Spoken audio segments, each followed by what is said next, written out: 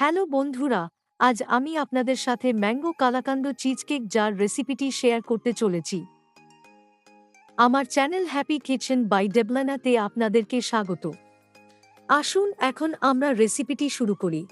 প্রথমে আমরা 500 মিলি টক দই ছেঁকে নেব এবং ফ্রিজে রেখে টক দই এর জল পুরোপুরি ঝরে যেতে দিন। এখন আমরা আমের মুস তৈরি করব। একটি বড় আকার আম নিয়ে নেব এবং ওটি খোসা ছাড়িয়ে নেব।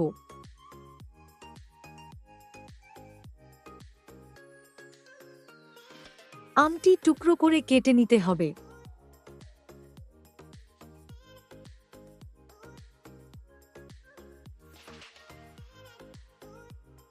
গ্রীষ্মকালীন পার্টি, উৎসব বা বিশেষ অনুষ্ঠানের জন্য উপযুক্ত।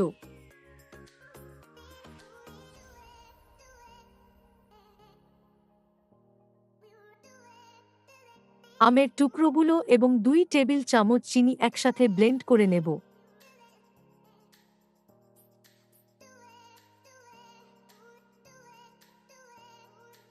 চার টেবিল চামচ টানানো দই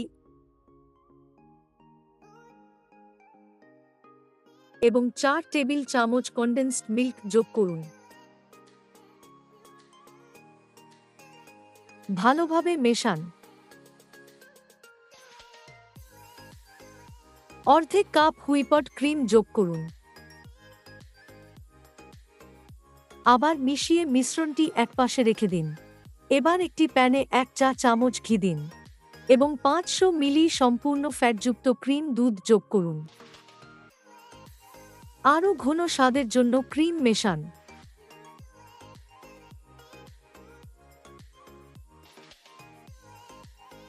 দুধ ফুটিয়ে নিন। ঘরে তৈরি পনির 130 গ্রাম যোগ করুন। এখানে আপনারা ক্রাম্বল পনিরও ব্যবহার করতে পারেন। মিশ্রণটি ঘন না হওয়া পর্যন্ত ক্রমাগত নাড়তে থাকুন।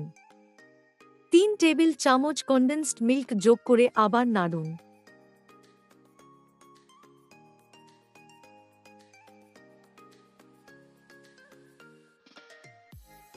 মাঝারি থেকে কম আঁচে রান্না করুন যতক্ষণ না মিশ্রণটি ঘন কিন্তু সামান্য আর্দ্র হয়।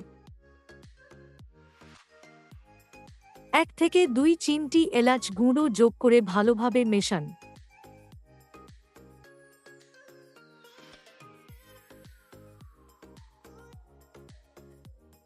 এখন আপনার কালাকান্দ তৈরি।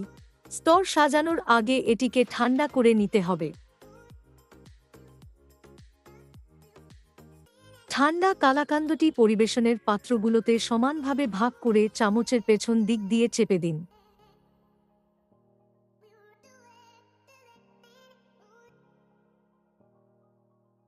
আর 20 থেকে 30 মিনিটের জন্য ফ্রিজে রাখুন। এখন আমের মুসটি স্তরে স্তরে সাজানোর পালা। ঠান্ডা কালাকান্দ স্তরের উপর আমের মুস ঢেলে দিন। জমে যাওয়ার জন্য 2 থেকে 3 ঘন্টা ফ্রিজে রাখুন।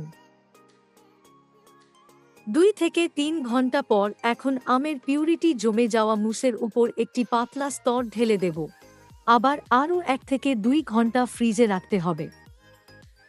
পরিবেশনের আগে তাজা আমের টুকরো এবং পুদিনা পাতা দিয়ে সাজিয়ে ঠান্ডা পরিবেশন করুন।